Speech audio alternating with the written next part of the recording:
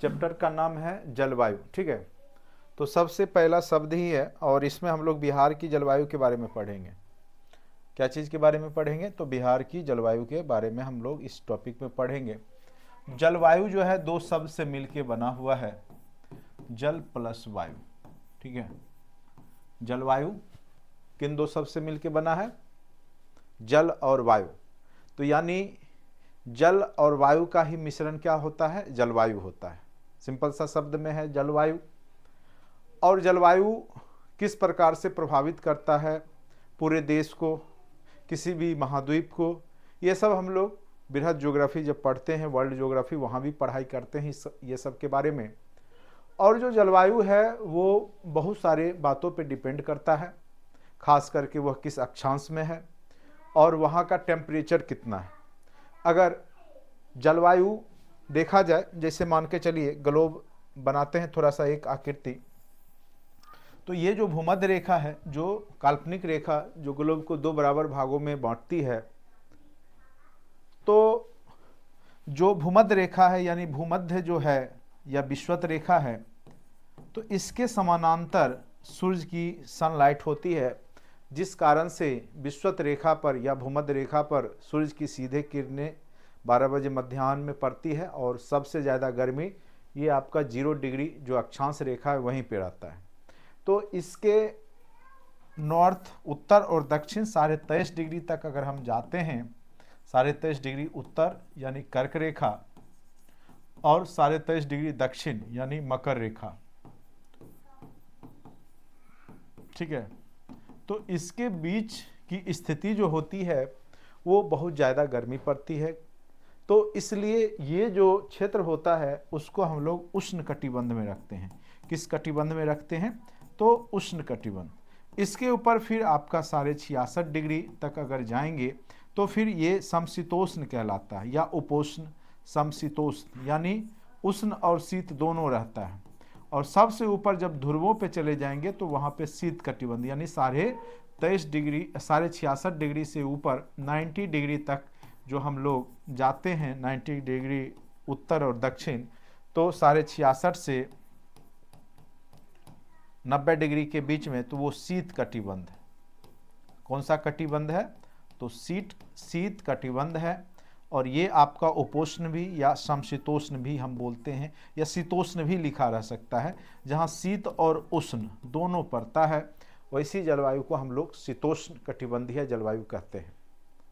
भारत की स्थिति हमने बताया था, भारत से कर्क रेखा होकर गुजरती है और ओवरऑल भारत की जो क्षेत्रफल है वो आपका कर्क रेखा के आसपास ही है। तो कहीं ना कहीं जो 23.5 डिग्री है, चूँकि 8 डिग्री 4 मिनट से लेकर के 37 डिग्री तक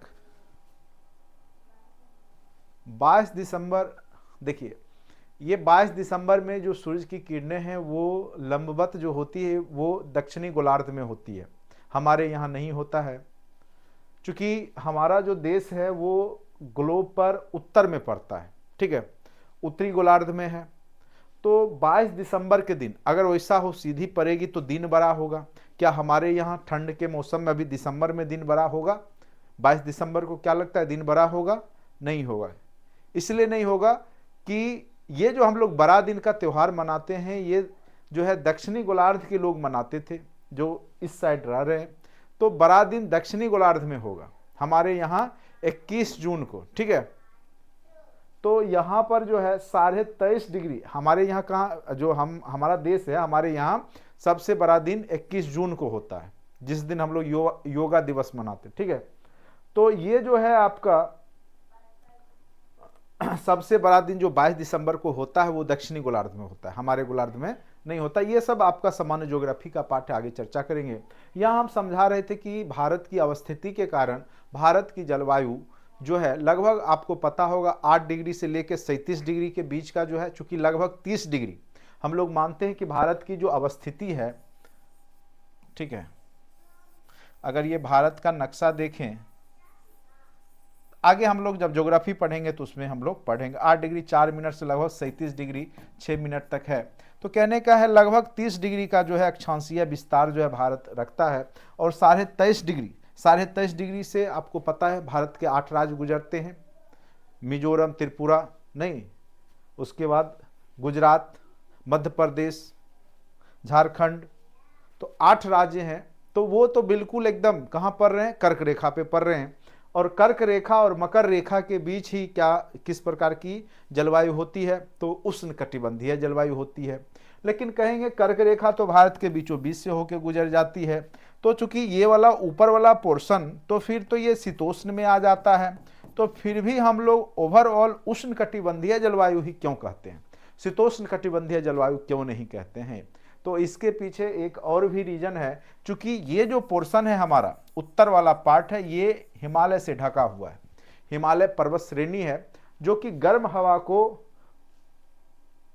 दक्षिण से उत्तर की ओर जाने नहीं देती है, और उधर से जो ठंडी हवा है, साइबेरियन हवा या मंगोलियन पठारियन हवा जो है, वो आपके देश की ओर नहीं बढ़ पाती है, जिस कारण से हमारा ओवरऑल पूरा भारत जो है कहीं ना कहीं उष्ण जलवायु के प्रभाव में रहता है। ठीक है, तो इसीलिए हमारे देश की जलवायु किस प्रकार की जलवायु है, तो याद रखेंगे उष्ण कटिबंधीय जलवायु है। ठीक है, कई बार उष्ण ना दे करके मानसून लिख देगा। ठीक है, तो मानसून एक शब्द है जो कि मौसम से आया है, जो कि अरबी शब्द है, इसका मतलब होता है ऋतु, मौसम। ठीक है, अब कहिएगा कि जलवायु और मौसम में क्या डिफरेंस है, तो जलवायु और मौसम में एक बस यही डिफरेंस है, जब एक लंबे समय तक एक पैटर्न बना लेता है। जैसे अभी आप देखते होंगे कि ठंड का जो है ऋतु जो है अभी मौसम, वो थोड़ा सा आपका दिसंबर के लास्ट में स्टार्ट ही होता है प्रॉपर। पहले क्या था कि दिसंबर में पूरा ज़्यादा ठंड पड़ता था, तो कहीं ना कहीं ये जलवायु परिवर्तन का कारण, तो यानी जब मौसम एक लंबे समय तक 30 वर्षों तक एक पैटर्न फॉलो करने लगता है, तो उसी को हम लोग जो है 30 वर्षों का जो एवरेज किस प्रकार का मौसम किस मंथ में रहता है, तो उसको हम लोग जलवायु कहते हैं। यानी जब मौसम लगातार 30 वर्षों तक, ठीक है, उसका एवरेज, ऑल एंड एवरेज जो हम लोग देखते हैं, तो वो जलवायु के अंतर्गत रखते हैं। अगर गर्मी पड़ रहा है तो हम लोग जो है उष्ण कटिबंधीय जलवायु कहेंगे, अगर ज़्यादा मौसम में जो है ठंड पड़ रही है तो हम लोग शीतोष्ण जलवायु कहेंगे। तो जलवायु बस मौसम का ही एक लंबा कह सकते हैं, औसतन जो है आंकड़ा है एक प्रकार का, ये कह सकते हैं।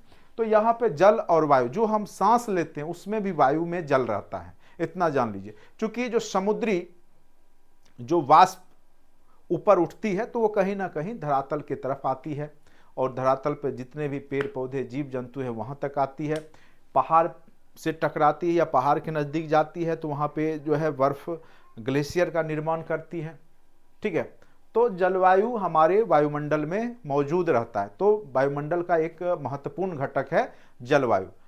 अगर अभी भी इस मौसम में भी अगर आप फ्रिज से एक बोतल पेप्सी या कोका कोला ठंडा का निकाल के रख दीजिए टेबल पे, आप देखेंगे कि थोड़ी देर बाद उसमें बूंद बन जाएगा, बूंद, बूंद के कण, पानी के कण उसमें आपको दिखाई देने लगेंगे। आखिर वो पानी कहाँ से आया, क्या वो बोतल से रिस के बाहर निकला, तो नहीं, बस वातावरण में ही जो आपका जलवाष्प थे, जलवायु का जो मात्रा था, वो ठंड के कारण संघनित होकर के बूंद के रूप में कन्वर्ट हो जाता है। ठीक है, तो यानी आपके वायुमंडल में भी जल मौजूद रहता है, उसी को हम लोग जलवायु कह सकते हैं।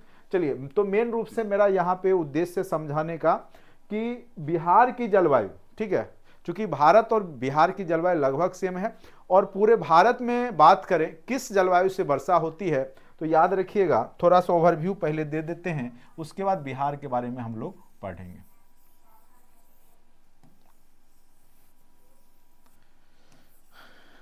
ये जो है आपका अरब सागर है, ये अरब सागर है, ये आपका जो है बंगाल की खाड़ी है,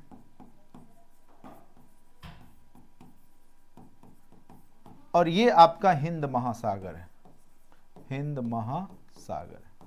ठीक है, और आपको पता होगा जब गर्मी के मौसम में टेम्परेचर धरातल पे पड़ती है, समुद्र पे भी पड़ती है साथ साथ, तो समुद्र के जो जल हैं वो जलवाष्प बन के वेपर बनते हैं। क्या बन जाएंगे, वेपर बन जाएंगे। चूंकि धरातल पे भी सूरज की लाइट पड़ती है, तो यहाँ का जो हवा है धरातल के जो पार्ट का, वो गर्म होके ऊपर उठता है, और जो समुद्री लहरें हैं, जो समुद्री हवा है, वो धरातल की ओर प्रवाहित होती है दिन के समय में। ठीक है, तो कई बार क्वेश्चन पूछ देगा कि जो समुद्री जो वायु है वो दिन के समय में किस ओर बहती है, तो जल से किधर बहेगी, तो धरातल की ओर। इसीलिए समुद्र के किनारे का जो शहर होगा वहाँ ना ज़्यादा गर्मी पड़ेगी ना ठंडा, क्योंकि ये जो ठंडी हवा है, जलवाष्प युक्त हवा है, वो इसको ठंडा करती रहती है, क्योंकि इसका बहाव इधर से इधर होता है। वही रात्रि में जब उल्टा हो जाता है, धरातल से ये हवाएं जो है समुद्र की ओर मुख करती है, ठीक है। तो उसी के साथ जलवाष्प कण भी आता है, और यही जब गर्मी के मौसम में जब ज़्यादा वेपराइज होगा समुद्र का वाटर, तो वो क्या होगा, संघनित होकर के ऊपर जाएगा, फिर यहाँ पे धीरे धीरे जो है हवा के सहारे वो भारत की ओर बढ़ेगा। और भारत में जो मानसून है वो दक्षिण पश्चिम मानसून है, दक्षिण पश्चिम मानसून। अब कहेंगे दक्षिण पश्चिम क्यों इसका नाम पड़ा, तो ये इस साइड से आती है, जैसे ये भारत है, ये उत्तर है, ये दक्षिण है, ये पूरब है और ये पश्चिम है। क्योंकि ये साइड से ये हवा का रुख है, इधर से आती है, इसीलिए हम लोग इसको दक्षिण पश्चिम मानसून कहते हैं। और मैक्सिमम वर्षा भारत में दक्षिण पश्चिम मानसून से ही होता है। और जाड़े में तमिलनाडु के तट पे वर्षा होती है, जब यही मानसून ये पहाड़ से टकरा करके फिर शरद ऋतु में लौटती है, ठीक है। जब ठंड के ऋतु में जो हवा का रुख जो है धरातल से समुद्र की ओर होता है, तो यही रिटर्न होती है। और तमिलनाडु में अक्टूबर के मध्य में या उसके आगे जाकर के ठंड के ऋतु में थोड़ी बहुत बारिश होती है, ठीक है। लेकिन होता मैक्सिमम बारिश भारत में है दक्षिण पश्चिम मानसून से ही। और ये पहला सप्ताह जून में 1 से 5 जून तक केरल के तट पे, केरल यहाँ पे है, तो ये सबसे पहले केरल के तट पर जो है आ जाती है। तो दक्षिण पश्चिम मानसून कहाँ पे सर्वप्रथम आएगी, तो केरल के तट पे आएगी, भारी वर्षा कराते हुए आगे बढ़ते जाती है। और फिर आपके यहाँ भी हमारे राज्य में भी ये पहुँचता है लगभग 15 जून के बाद, ठीक है। 15 जून 10 दिन 15 दिन का टाइम इसको वहां से आने में लग जाता है, ठीक है। जो बादल का रुख है, जो जलवाष्प का रुख है इधर से है, तो ये वाला एरिया है वो बचा रह जाता है, छूट जाता है, जिस कारण से यहाँ पे भारत में रेगिस्तान है, थार मरुस्थल जो है आपका, इसी कारण से यहाँ पे बन जाता है। चूंकि दक्षिण पश्चिम मानसून का जो रुख है वो इधर से निकल जाता है, ठीक है, माउंट आबू के इस साइड से, और एक साइड जो है, दूसरा साइड जो है वहाँ रेगिस्तान बन जाता है। किसी भी महाद्वीप के आप देखेंगे कि उत्तर पश्चिम साइड में ही आपको जनरली रेगिस्तान देखने को मिलता है। तो वही है जलवाष्प का किधर से किधर रुख है, उस कारण से कहाँ पे पर्वत मालाएं हैं, चूँकि पर्वत बादलों को आकृष्ट करती है, चूँकि उसी से टकरा करके फिर बारिश होता है, ठीक है। तो कहने का मतलब है, अगर पूछेगा कि भारत में किस प्रकार की जलवायु है, तो दक्षिण पश्चिम मानसून जलवायु है, या ऑप्शन उष्ण कटिबंधीय दे तो उष्ण मारना है। तो बिहार का भी वही है, जो भारत का है वही बिहार का भी है। बिहार में थोड़ा सा ये है कि चूंकि बंगाल खाड़ी के नज़दीक है, तो यहाँ से भी उठने वाली जो चक्रवाती तूफानें हैं, कई बार बंगाल की खाड़ी में जो चक्रवाती तूफान उठती है, उस कारण से भी बिहार में भारी वर्षा होता है, जिसको हम लोग बोलते हैं ठंड के मौसम में एक आप गर्मी के मौसम में 5 दिन 6 दिन तक का आप देखिएगा कि लगातार बारिश होते रहता है, छूटता नहीं है। तो वो सब जनरली जो मानसून होता है वो बंगाल की खाड़ी वाला होता है, वो चक्रवाती तूफान वाला वर्षा होता है, ठीक है। तो ये है आपका ओवरऑल। चलिए अब हम लोग जो है आगे, ये बेसिक कॉन्सेप्ट हमने आपको समझाया।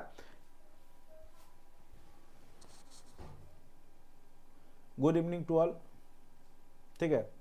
कहीं भी कोई तरह का दिक्कत हो तो आप पूछ सकते हैं, हम आपको समझाने का प्रयास करेंगे। चूँकि सिलेबस तो बहुत, जैसे यहाँ से है तो ये भी क्वेश्चन कई बार पूछा गया जो अभी हमने चर्चा किया, तो मैं जो भी आपके लिए चर्चा करूँगा वो समझ लीजिए कि आपके एग्जाम में महत्वपूर्ण है। इसीलिए भरोसा करें, आज तक जितने भी क्वेश्चंस बीपीएससी पूछा है, लगभग 99% क्वेश्चंस को हमने देख रखा है, ठीक है। तो मुझे पता है कि कहाँ से क्वेश्चंस पूछे जा सकते हैं। दक्षिण पश्चिम मानसून से पूछा जा सकता है, उष्ण कटिबंधीय से पूछा जा सकता है, कहाँ पे सर्वप्रथम बारिश होती है उससे पूछा जा सकता है, लौटती हुई वर्षा जो है किस क्षेत्र में होती है, जो दक्षिण पश्चिम जो लौटता है ठंड के ऋतु में कहाँ वर्षा होती है, और किस तिथि में ये किस तट पे, तो 15 अक्टूबर के आसपास वर्षा करवाती है। तो ये सब इस तरह के प्रश्न बीपीएससी आज तक पूछ चुका है यहाँ से, ठीक है। इतना जो बताया उसी से अभी तक जो है 8-10 क्वेश्चन पूछा जा चुका है, इतना समझिए, ठीक है। तो बस मेरा अनुभव जो है उससे आप लोग फायदा उठाइएगा, ठीक है। क्योंकि देखिए पढ़ाते सब हैं, सबको नॉलेज है, सभी टीचर पढ़ाते हैं यहाँ, ये नहीं मैं कह रहा हूँ कि मैं कुछ अलग पढ़ाऊंगा, मैं भी वही चीज़ पढ़ाऊंगा, बस मैं बिहार के एग्जाम के पर्पज से जो बीपीएससी आज तक पूछता है जिस प्रकार के प्रश्न को, उसको विशेष रूप से मैं पढ़ाऊंगा, जिससे कि आपको कहीं कोई तरह का दिक्कत नहीं होगा। ठीक है, चलिए अब देखिए यहां पे हमने लिखा है कि बिहार उपोष्ण कटिबंधीय जलवायु क्षेत्र में आता है, उपोष्ण। ठीक है, बिहार उपोष्ण कटिबंधीय जलवायु में आता है और यहां की जलवायु मानसूनी है। किस प्रकार की जलवायु है? तो मानसूनी है, या अगर ऑप्शन में उपोष्ण दे दे, उष्ण दे दे, तीनों दे सकता है, तो इनमें सभी हो जाएगा, जान लीजिए। बिहार कर्क रेखा के उत्तर में स्थित है, चूंकि कर्क रेखा झारखंड से होकर गुजरती है, आपको पता होगा। मिजोरम, त्रिपुरा, गुजरात, नहीं ये सब आप पढ़े होंगे। तो झारखंड भी है उसमें, छत्तीसगढ़ भी है। तो झारखंड के उत्तर में चूंकि बिहार है, इसीलिए कर्क रेखा के उत्तर में स्थित है बिहार, सिंपल सी बात है। और इसके पश्चिम भाग में अर्धशुष्क, अर्धशुष्क, इसके पश्चिम भाग में क्या है? अर्धशुष्क। अब देखिए जैसे ये बिहार मान के चलिए हम बना रहे हैं, तो ये वाला जो एरिया है यूपी साइड का जो बॉर्डर है वो अर्धशुष्क है, अर्धशुष्क है, यानी आपका गर्म हवाएं यहां, शुष्क हवाएं चलती है, जलवायु की मात्रा कम होती है। ठीक है, और ये वाला जो एरिया है चूंकि बंगाल के खाड़ी के नजदीक है, जिस कारण से यहाँ पे जो पूर्वी भाग है, खास करके किशनगंज का एरिया जो है, ऊंचाई वाला पार्ट है, वहां का जो जलवायु है वो आर्द्र जलवायु है, यानी आर्द्र जलवायु में जलवाष्प की मात्रा क्या रहती है? ज्यादा देखने को मिलेगा। ठीक है, तो उसी आधार पे बिहार में वन भी होते हैं, एक शुष्क पर्णपाती है, एक पर्णपाती ही है, दोनों पर्णपाती ही है, जो कि आपका जो बिहार है इसके जो उत्तर पश्चिम वाला एरिया है, तो वहां पे आपको आर्द्र पर्णपाती मिलते हैं, जबकि ये जो रोहतास कैमूर वाला एरिया है वहां शुष्क पर्णपाती वन मिलते हैं। पर्णपाती मतलब कि एक समय होगा कि सारे पत्ते उसके झड़ जाएंगे, फिर नए पत्ते आएंगे। ठीक है, और आर्द्र इसलिए चूंकि वो हिमालय का एरिया है, पश्चिम चंपारण का, तो जिस कारण से वर्षा ज्यादा होती है, जलवाष्प में की मात्रा, जल की मात्रा ज्यादा होगी तो आर्द्र होगा। और इधर शुष्क होगा कैमूर का, तो इधर सघन वन पाए जाएंगे, लंबे लंबे वृक्ष होंगे, इधर जो है बौने छोटे पेड़ होंगे और दूरी दूरी पे होगा, सघन नहीं होगा कैमूर रोहतास में। लेकिन दोनों सबसे ज्यादा प्रतिशत लेकिन जो क्षेत्र है वो कैमूर में ही वन का है। ठीक है, तो जल वायु पे ही डिपेंड करता है वहां की वन भी। ठीक है, तो यहाँ पे आपने देखा कि जो बिहार का पूरा ओवरऑल अगर बात करें, जो पश्चिम का एरिया है वो अर्धशुष्क है, वही पूरब का जो एरिया है वो आपका आर्द्र जलवायु पाई जाती है। और सबसे ज्यादा भारी वर्षा बिहार में किशनगंज, अररिया किशनगंज में होता है। ठीक है, और वहीं पे जो है चाय की खेती भी की जाती है। ठीक है, ये भी क्वेश्चन पूछा हुआ है, बिहार में भी चाय की खेती होती है, कहां पे? तो किशनगंज। ठीक है, एक ठाकुरगंज एरिया है वहां पे ये होता है, तो ये भी बीपीएससी में क्वेश्चन पूछा हुआ है। ठीक है, चलिए अब नेक्स्ट, अब देखिए बिहार के जो जलवायु को प्रभावित करने वाले कारक हैं वो कई कारक हैं। ठीक है, बिहार के जलवायु को कई कारक प्रभावित करते हैं।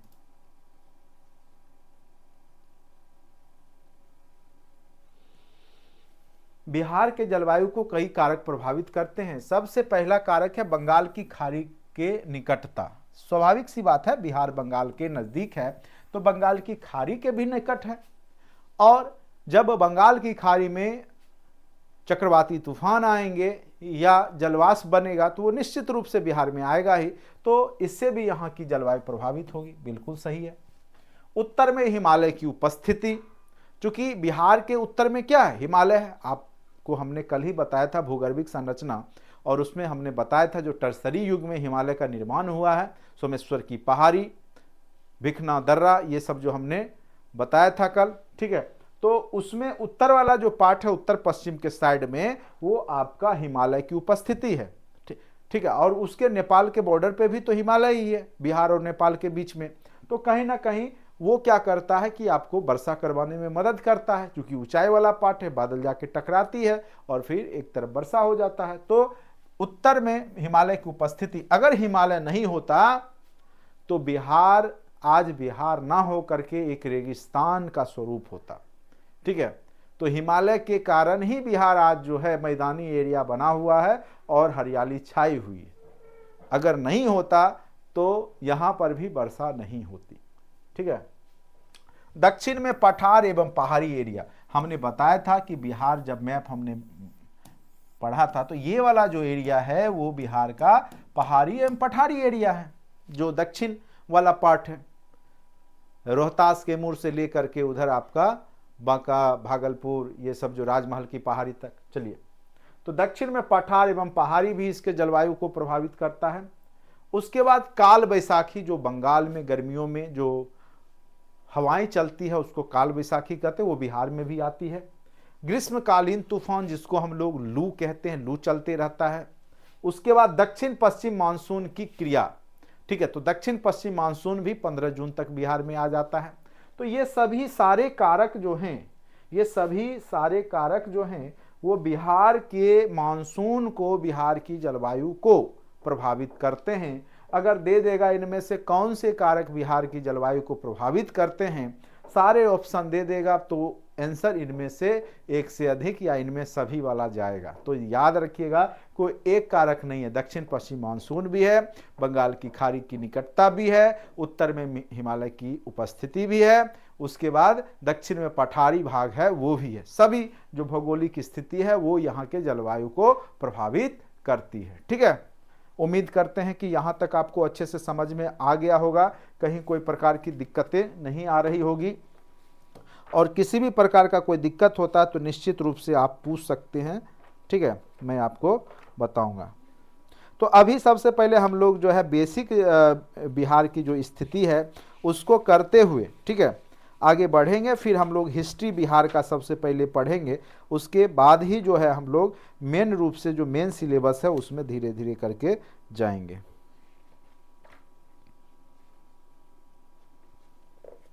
किन्हीं को कोई दिक्कत होगा तो आप निश्चित रूप से प्रश्न अराइज कर सकते हैं। लाइव क्लास इसीलिए लिया जाता है कि जिसमें आप क्वेश्चन पूछ सकते हैं, कोई भी तरह का दिक्कत हो तो। ठीक है, और सभी लोग, जो भी लोग क्लास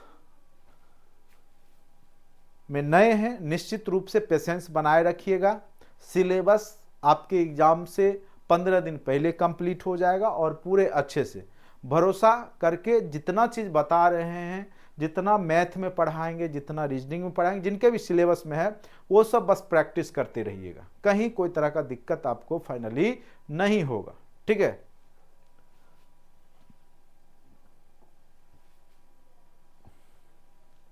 अब देखिए, यहां से बहुत बार क्वेश्चन पूछे गए। ठीक है, याद रखिएगा, इसको थोड़ा सा याद करना पड़ता है, किस टाइप की जलवायु है। और फेवरेट क्वेश्चन है बीपीएससी का, आपके एग्जाम में कभी न कभी ये, अगर आप बैठेंगे लगातार 2-3 बार तो निश्चित रूप से एक आध बार ये दिख जाएगा किस प्रकार की जलवायु है। गारंटेड यहां से एक क्वेश्चन पूछता है। अब देखिए, यहां पे जो है कोपेन एक भूगोलवेता है, भूगोल शास्त्री जिनको कह सकते हैं, जिन्होंने जलवायु का निर्धारण किया है। उत्तर बिहार का जो जलवायु माना है उन्होंने, वो CWG टाइप का। किस टाइप का है? तो CWG टाइप का। ठीक है, उसके बाद दक्षिण बिहार की जो जलवायु है, दक्षिण बिहार की जो जलवायु है वो इन्होंने, कोपेन ने माना है वो AW टाइप का। ठीक है, तो CWG AW, आप गौर कीजिएगा, AW AW AW, यानी दक्षिण बिहार का जो अधिकांश पार्ट है, दक्षिण बिहार वाला पार्ट हिमालय को छोड़ करके, ठीक है, वो उसको सभी ने AW तो माना ही माना है। AW यहां भी दिख रहा है, AW यहां भी दिख रहा है, AW यहां भी दिख रहा है। याद करने का तरीका हम बता रहे, अगर दक्षिण वाला पार्ट पूछ दे, दक्षिण बिहार, बिहार का अधिकांश भाग दक्षिण बिहार, तो AW तो उसमें आएगा ही, एकदम कंफर्म AW आएगा। और केवल याद रखिएगा, कोपेन में अगर पूछेगा, कोपेन के अनुसार उत्तर बिहार का, तो CWG टाइप का बोलिएगा। जी से याद रखिएगा, उत्तर में ग्रेट हिमालय है। क्या है? ग्रेट हिमालय। जी से ग्रेट, बस एक तरीका हम बता रहे हैं। कोपेन अगर बोलेगा तो CWG, और आप गौर कीजिएगा सी सब में है, उत्तर बिहार, उत्तर बिहार, उत्तर बिहार, ठीक है, सब में सी है तो सी का तो याद ही रहेगा कि सी वाला तो सब में होगा ही, ठीक है। तो CWG अगर कॉपेन वाला रहे, पूछ देगा कि कॉपेन ने उत्तर बिहार की जलवायु को किस टाइप का माना है, तो CWG great Himalaya, G for great Himalaya याद रखिए, बस तरीका से याद रखिए इसको, नहीं तो वहाँ कन्फ्यूज हो जाइएगा, ज़्यादा इसको समझने की जरूरत नहीं है, ये टाइप है, ठीक है। तो उत्तर बिहार को CWG जलवायु माना है और दक्षिण बिहार को AW, तो सब ने माना है AW, दक्षिण बिहार वाला तो AW, बस यहाँ पे आपका ऊपर नीचे जो आपका त्रिवार्था है और कॉपेन, इसने AW केवल लिया है, दोनों ने सेम लिया है। त्रिवार्था और कॉपेन ने दक्षिण बिहार की जलवायु को AW टाइप की जलवायु माना है, ठीक है। और थॉर्नथ्वेट एक जो भूगोल शास्त्री हैं, उन्होंने उत्तर का जो हिमालय वाला एरिया है उसको CB-W कह दिया है बस, और बाद बाकी A-W तो सब में है, बस C इसमें लगा देना है थॉर्नथ्वेट वाले में, ठीक है। तो पूछेगा लेकिन आपको कॉपेन वाला है, गारंटेड पूछता है, लेकिन कॉपेन वाला ही, कॉपेन के अनुसार ये ज़्यादा महत्वपूर्ण है, ठीक है। तो CWG उत्तर बिहार और AW दक्षिण बिहार। थॉर्नथ्वेट वाला भी याद रखिएगा, CA-W और AW, ठीक है। बस एक दो बार प्रैक्टिस कर लीजिएगा, जो हमने टिक लगाया उसको एकदम, ये वाला कॉपेन वाला एकदम रट्टा लगा के रखिएगा, CWG, जी फॉर ऐसे याद रखिए ग्रेट हिमालय जी साइड में, ठीक है। तो ये निश्चित रूप से बार बार क्वेश्चन पूछे गए हैं बीपीएससी के द्वारा, अभी तक हमने 5 बार देख चुका है कि ये वाला क्वेश्चन किस टाइप की जलवायु है, दक्षिण बिहार और उत्तर बिहार वाला कॉपेन वाला बराबर पूछते रहता है, ठीक है। तो ये आप लोग थोड़ा सा याद कर लीजिएगा, तो एग्जाम में कोई दिक्कत नहीं होगा, बाकी प्रैक्टिस सेट कीजिएगा तो अपने आप आपको याद हो जाएगा, ठीक है।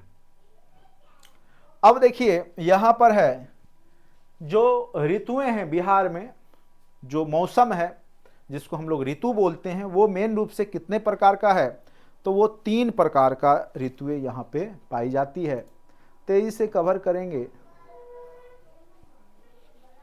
ठीक है।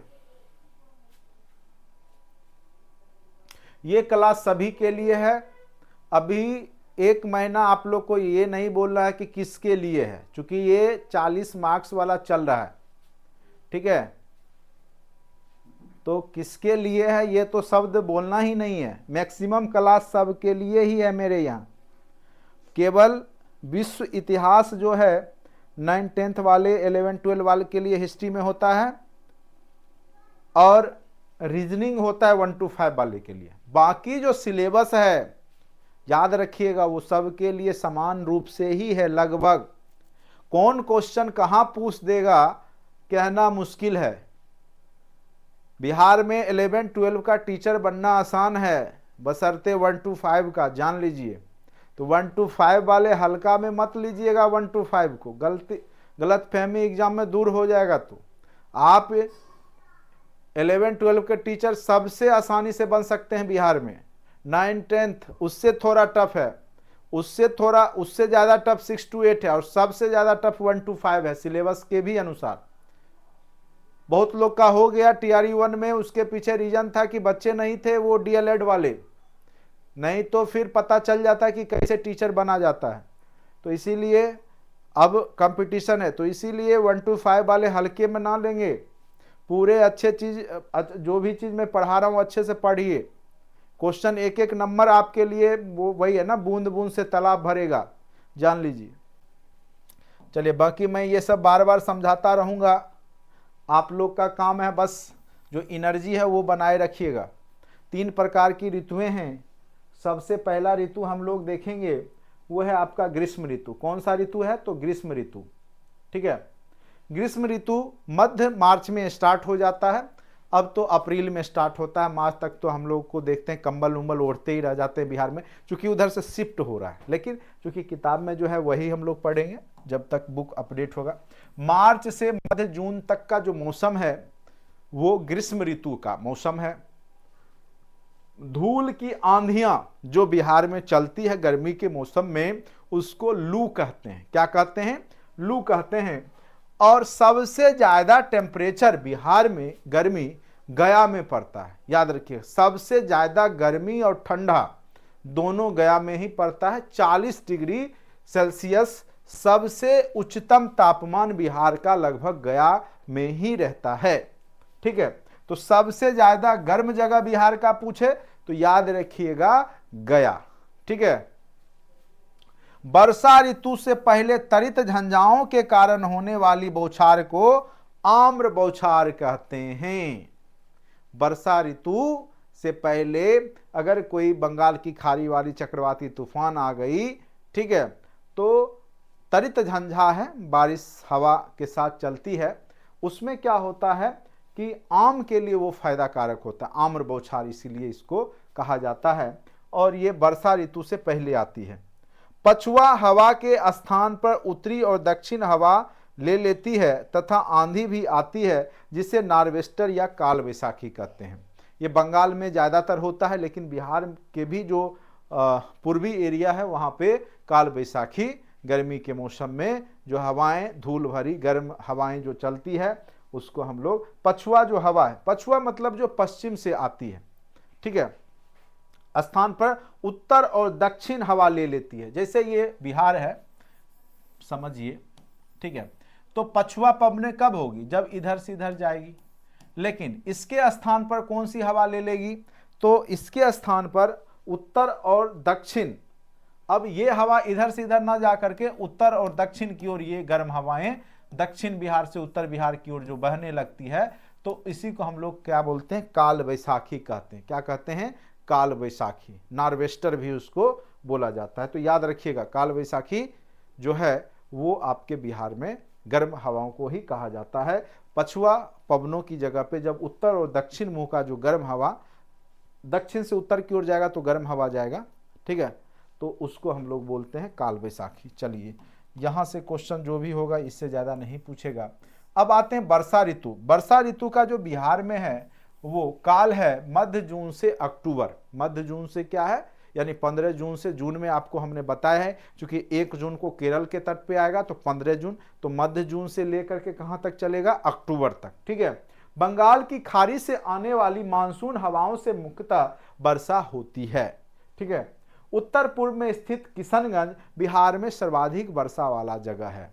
उत्तर पूर्व में जो स्थित आपका है, उत्तर पूर्व जो बिहार का ये जो मानचित्र देख रहे थे आप, ये वाला जो एरिया है उत्तर पूर्व वाला, ये आपका बिहार में सर्वाधिक वर्षा वाला जगह है किशनगंज। सबसे कम वर्षा आपका औरंगाबाद जहानाबाद के तरफ जो है वर्षा कम होती है, ये भी याद रखिएगा। अब आते हैं शीत ऋतु। आपको पता होगा मध्य अक्टूबर से फरवरी तक यह चलता है मौसम बिहार में, और यहाँ का औसत तापमान 10 डिग्री सेल्सियस से 18 डिग्री सेल्सियस तक बना रहता है। तो ये मौसम 3 प्रकार की मौसम मेन रूप से बिहार में पाई जाती है। अब हम लोग पढ़ेंगे, ये बहुत ही महत्वपूर्ण जो अभी टॉपिक हम लोग करने वाले हैं, ये इतना महत्वपूर्ण है कि बीपीएससी कई बार यहाँ से क्वेश्चंस पूछ चुका है।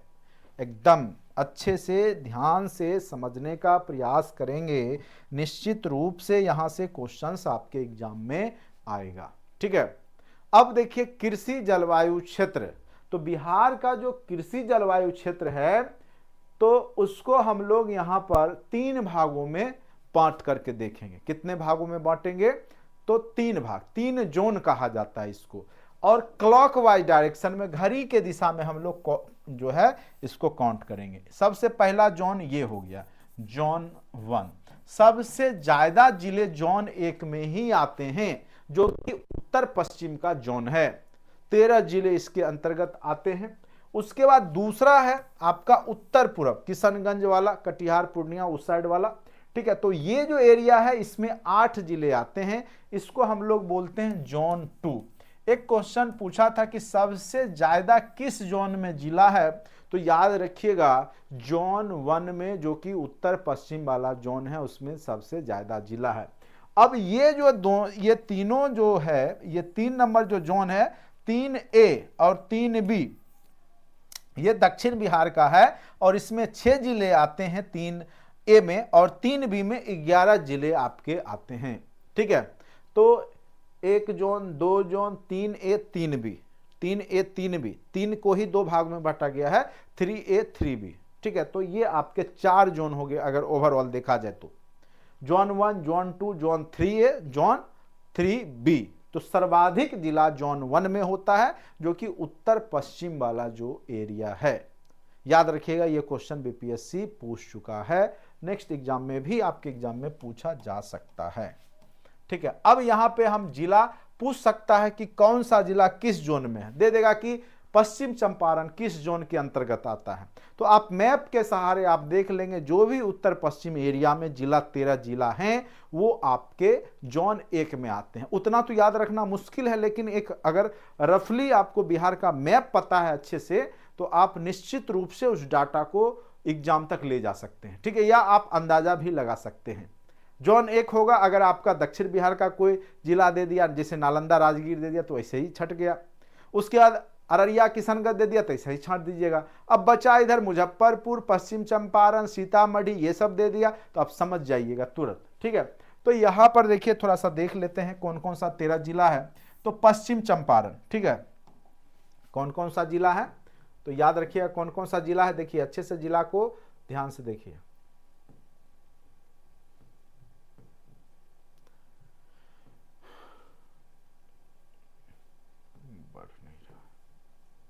चलिए कोई बात नहीं, दिख रहा होगा आपको कि बढ़ क्यों गया। हाँ,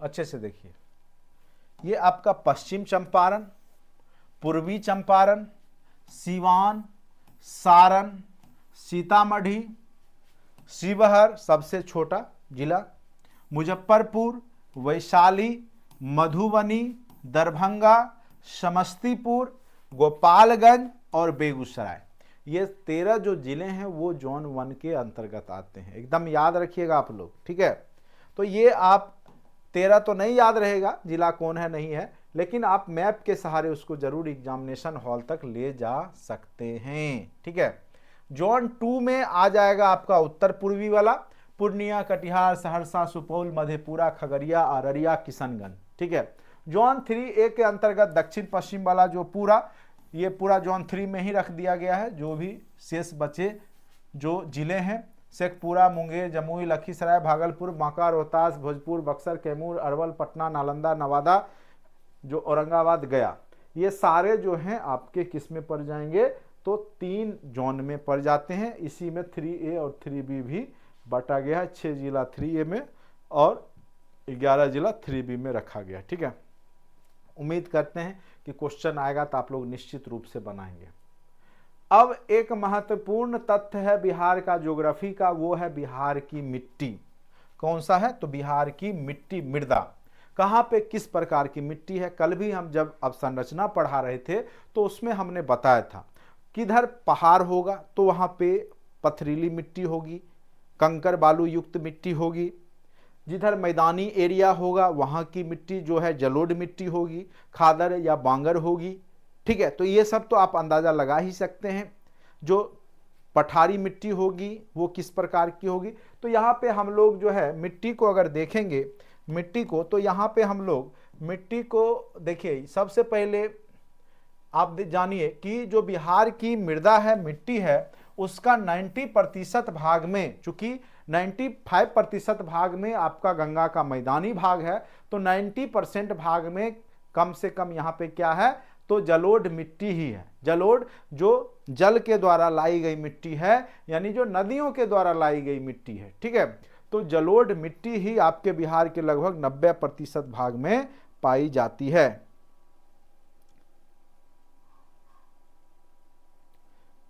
अरे भाई रंजन सिंह, ये कब से होगी, तो फिर हम आउट कर देंगे क्लास से। बार बार बोल रहे हैं कि ये सब अभी नहीं पूछना है कि कब से कौन क्लास होगा। ठीक है, ये सारे के लिए महत्वपूर्ण है।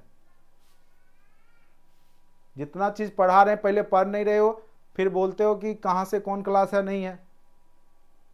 मैथ साइंस का क्लास कब से होगा, नहीं होगा अभी मैथ साइंस का क्लास। ठीक है, 1 मंथ के बाद ही कुछ भी होगा। चलिए, मूड खराब कर रहे हैं। जो जरूरत का चीज है पढ़ नहीं रहे हो, फिर एग्जाम में जाकर के माथा पीटोगे। बिहार राज्य के लगभग 90% क्षेत्रफल पर जलोढ़ मृदा पाई जाती है। ठीक है, जलोढ़ बता ही दिए 2 प्रकार की होती है, खादर और बांगर। आगे इसकी चर्चा इसमें होगी। उसके बाद जब हम बोल ही रहे हैं कि 1 महीना अभी पेपर 1 का होगा, घबराने का नहीं है, परेशान होने का नहीं है, जब होगा टाइम आएगा सब कुछ हो जाएगा। ऑलरेडी सिलेबस कहोगे तो कल ही हम सारा वीडियो डाल देते हैं ऐप में, कल ही सिलेबस खत्म, परसों से हम आना बंद हो जाएंगे। सारा कुछ सिलेबस करवाया हुआ है मेरे पास, सारा कुछ है। लेकिन अगर आराम से पढ़ रहे हैं, अभी जब तक फॉर्म नहीं आया है परेशान होने की आवश्यकता नहीं है। आपका एग्जाम होगा भी तो अप्रैल में होगा, उससे पहले कुछ नहीं होगा। और मेरा जो सिलेबस है वो मार्च तक कंप्लीट अच्छे से हो जाएगा, इसलिए परेशान होने की बात नहीं है। बिहार का ज्योग्राफी 2 से 3 क्लास में, 1 क्लास अभी ले रहा हूं, कल लिया 1 क्लास अभी, बस 2-3 क्लास में आपका कंप्लीट हो गया।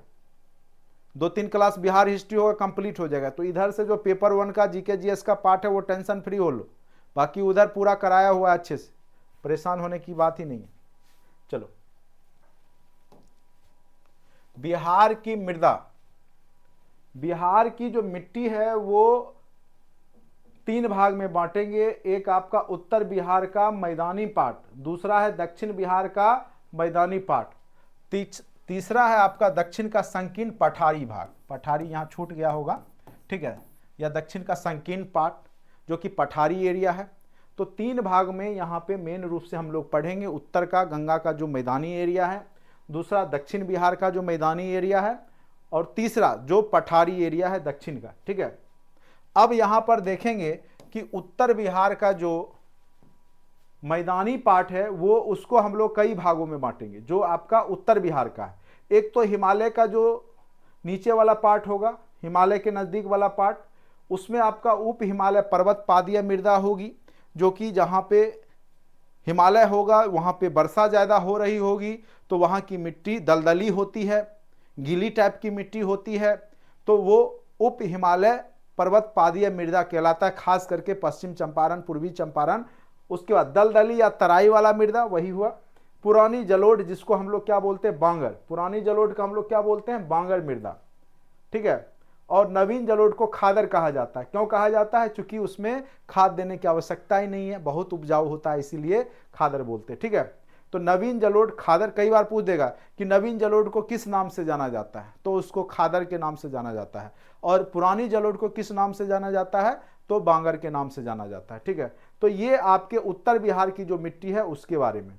अब आते हैं दक्षिण बिहार की मिट्टी के बारे में। तो दक्षिण बिहार का जो मिट्टी है वो कगारी मिट्टी है।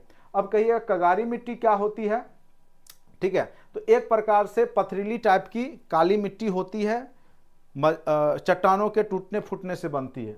टाल, जो कि खास करके जो नदी, गंगा नदी बहती है, तो एक जब बाढ़ आता है, जब पानी बढ़ता है, तो एक लंबा क्षेत्र ले लेता है, लेकिन गर्मियों में वो सूख करके अपने संकीर्ण हो जाती है। तो वो जो बड़ा सा एरिया है जो नीचा है थोड़ा सा, गंगा का दक्षिण मैदानी वाला भाग, वो टाल क्षेत्र कहलाता है, ठीक है। जैसे मोकामा टाल आप लोग सुनते होंगे, ठीक है। तो टाल का एरिया है, वहाँ भी मिट्टी है, खास करके उसमें दाल की खेती होगी, चना दाल हो गया, अरहर, मूंग, ये सब जो है आपका, मसूर, ये सब दाल की खेती जो है मैक्सिमम आपका टाल क्षेत्र में होगा। पुरानी जलोढ़ मिट्टी, या इसको हम लोग करेल, केवाल या बांगर भी कहते हैं। उसके बाद चूंकि वो वाला भी पोर्शन है दक्षिण बिहार में, बलथर, जो पठारी भाग के नजदीक का जो मिट्टी होगा वो बलथर मिट्टी होगा, ठीक है। अब देखिए यहां पे एक शब्द है, देखिएगा, परवाही या अपोढ़ मृदा। जो मृदा अपने मूल स्थान से बह करके कहीं और चली जाती है, ठीक है। बहुत सारी मृदा क्या है कि जहां पर उसका निर्माण हुआ वहीं पे स्थिर है, लेकिन जो नदियों के माध्यम से बहा करके एक जगह से दूसरे जगह ले जाया जाता है, उसको हम लोग प्रवाही या अपोढ़ मृदा कहते हैं, ठीक है।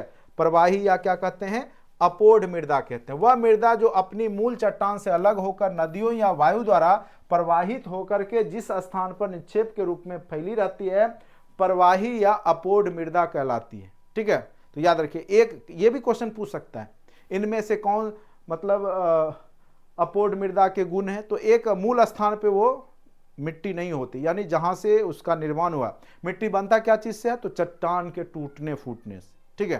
तो जो चट्टान टूटा फिटा वहीं पे रह गया, फूट के टूट के कण के रूप में, तो वो आपका क्या हो जाएगा, उस प्रकार का जो मिट्टी होता है वो अवशिष्ट मिट्टी होती है, अवशिष्ट मृदा कहलाती है। लेकिन जो बहा करके हवा के द्वारा, जल के द्वारा एक जगह से दूसरी जगह ले जाया जाता है, उसको हम लोग अपोढ़ मृदा या प्रवाही मृदा कहते हैं। ठीक है, वह मृदा जिसका निर्माण अपने मूल चट्टान पेरेंट रॉक से होता है, उसी के निकट वो पाया जाता है, उसको हम लोग अवशिष्ट मृदा कहते हैं। छोटा तथ्य है लेकिन पढ़ना जरूरी था, इसलिए हमने इसको भी बता दिया।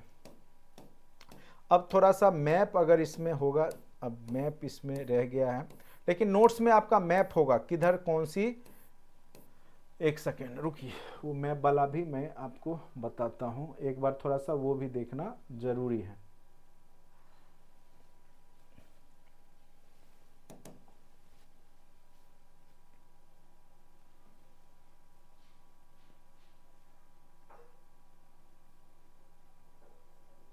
ये थोड़ा सा देखिए, ये बहुत महत्वपूर्ण था चित्र।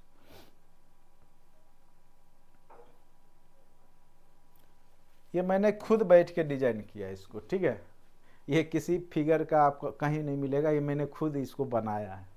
ये वाला जो एरिया है, ये वाला एरिया है, इसको हम लोग उप हिमालय पर्वत पादीय मृदा कहेंगे। खास करके अगर पूछेगा उप हिमालय पर्वत पादीय मृदा कहाँ मिलेगा, तो पश्चिम चंपारण वाला एरिया याद रखिएगा। और नेपाल और बिहार का जो बॉर्डर वाला एरिया है पूरा, ठीक है, नेपाल और बिहार का हिमालयन जो एरिया है रेंज में, जो नीचे वाला एरिया है जिसको हम लोग तराई का बोलते हैं, नेपाल का तराई वाला एरिया, पहाड़ के नीचे वाला एरिया, उसको हम लोग तराई वाली मिट्टी बोलते हैं। ये खास करके पिडमोंट या दलदली मिट्टी यहाँ पर रहती है। ठीक है, तो तराई वाला दलदली मिट्टी होता है यहाँ पे, चूंकि वर्षा ज़्यादा होता है। उसके बाद ये जो एरिया है गंगा के नज़दीक वाला एरिया, गंगा नदी जब बहती है उसके नज़दीक वाला जो एरिया है ये नवीन जलोढ़ है। चूँकि यहाँ पे सालों भर पानी बहता है और बाढ़ आती है तो बह के दूरी तक फैलती है, तो कह सकते हैं कि जो बार बार जो गंगा नदी के द्वारा जो जलोढ़ मिट्टी लाई जाती है नवीन जलोढ़ हो गई। और इसके ऊपर वाला एरिया है सहरसा, उसके बाद आपका मधुबनी, मधेपुरा, ये सब का जो ऊपर वाली मिट्टी है वो पुरानी जलोढ़ मिट्टी है, बांगर उसको बोलेंगे। ठीक है, उसके बाद दक्षिण बिहार का जो गंगा के सटा सटा वाला पार्ट है, जो एरिया है, वो ताल मिट्टी बोलते हैं, टाल क्षेत्र या ताल मिट्टी बोलते हैं। उसके बाद उसके ऊपर का जो एरिया है, यहाँ पे ये वाला जो एरिया है नीचे कह सकते हैं, तो ये है करेल केवाल। ठीक है, उसके जो आपका इधर वाला जो एरिया है यहाँ पे अबरक की मिट्टी पाई जाती है, कोडरमा वाला एरिया जो है झारखंड से सटा हुआ यहाँ पे, तो ये अबरक वाली मिट्टी है। और ये वाला जो मिट्टी है वो लाल मिट्टी है। ठीक है, अभी पूरा पढ़ेंगे कि कौन सी मिट्टी किस जिला में कहाँ पे पाई जाती है। और ये रोहतास कैमूर का जो ये छोटा सा एरिया है जहाँ पे खनिज पदार्थ, चूना पत्थर वगैरह मिलता है, तो लाल बलुई मिट्टी है। कौन सी मिट्टी है? लाल बलुई मिट्टी है। तो ये आपको जिला वाइज पूछ देता है। ये तो ओवरऑल हमने ज्योग्राफिकल पढ़ लिया, लेकिन अब अंदाजा लगाएंगे। अगर हमको पूछ देगा बेगूसराय में किस प्रकार की मिट्टी होगी, तो गंगा किनारे समझ जाएंगे नवीन जलोढ़ मिट्टी। पूछ देगा अगर आपका एकदम सहरसा में किस प्रकार की मिट्टी होगी। देखिए कई बार क्या होता है कि यहाँ पे कन्फ्यूजन क्रिएट भी करा देता है, क्योंकि सहरसा या कोसी बेल्ट है वहाँ भी नवीन जलोढ़ मिट्टी बन जाता है। तो वो ऑप्शन पे डिपेंड करेगा कि आपका आंसर क्या होगा। तो मैक्सिमम क्वेश्चन में अगर ऐसा रहता है तो जनरली एक से अधिक वाला सही होता है। तो आपको जब हम अभी ऑब्जेक्टिव कराएंगे तब जाके अच्छे से क्लियर होगा। ठीक है, तो कई बार रट के तो चले गए, ऊपर वाला एरिया जो है तराई वाली मिट्टी है, नीचे वाला गंगा के किनारे वाला नवीन जलोढ़ मिट्टी है, लेकिन उसी में जो है कई बार आपको कंफ्यूजन क्रिएट करा देगा। जैसे मुजफ्फरपुर में बोलेगा किस प्रकार की मिट्टी है, तो जनरली होना चाहिए पुरानी जलोढ़ मिट्टी। लेकिन कई बार क्या होगा कि नवीन जलोढ़ मिट्टी के साथ भी जब पूछता है तो वो भी ऑप्शन में रहता है, उससे ज़्यादा ऑप्शन, तो उसमें भी एक से अधिक या सभी हो जाता है, तो वो थोड़ा कन्फ्यूजन क्रिएट करेगा आपको। लेकिन अभी जब ऑब्जेक्टिव कर लेंगे तब फिर आपका कन्फ्यूजन दूर हो जाएगा। चलिए इंतजार कीजिए थोड़ा सा। चलिए ये मैप समझाने के लिए हम यहाँ आए थे।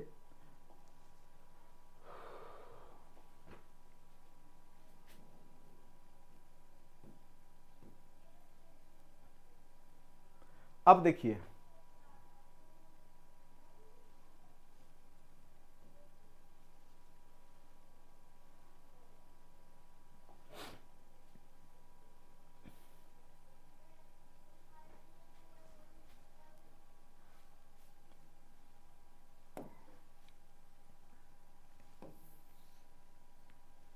सबसे ऊपर वाला एरिया जो हम लोग हिमालय वाला पार्ट बोले थे, वहां की किस प्रकार की मिट्टी है, तो पश्चिम चंपारण से लेकर के, ठीक है, पश्चिम चंपारण वाला जो एरिया है, पश्चिम चंपारण से ये पूर्वी चंपारण होना चाहिए, ये सब जो एरिया है वो आपका, या यहाँ पे पश्चिम चंपारण से किशनगंज होना चाहिए था, ठीक है, किशनगंज तक,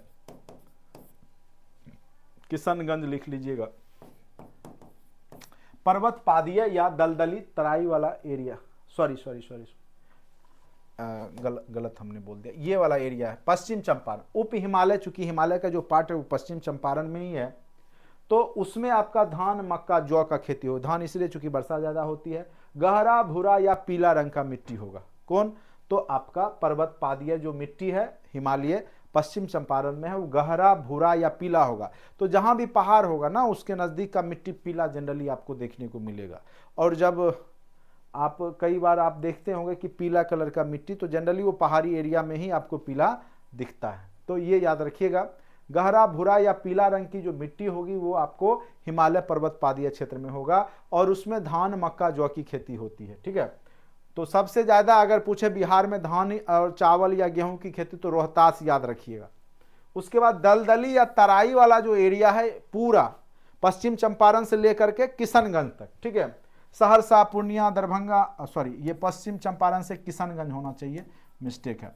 इसमें जो है आपका खेती होगा धान का, पटसन का, गेहूं का, जौ का, सरसों का, और ये भूरा और हल्का पीला रंग का होता है, अम्लीय प्रकृति का होता है। तो जो भी अम्लीय प्रकृति की मिट्टी होती है उसको सही करने के लिए उसमें जिप्सम चूना का प्रयोग किया जाएगा, चूना का, उससे ठीक होता है। उसके बाद पुरानी जलोढ़ या बांगर मिट्टी, सहरसा, देखिए अभी पूछा ना पुरानी जलोढ़ मिट्टी में सहरसा में किस प्रकार की मिट्टी है, तो चूंकि ऊपर वाला एरिया है, गंगा के नजदीक नहीं है, थोड़ा ऊपर है, तो वहां पे बांगर हो गया।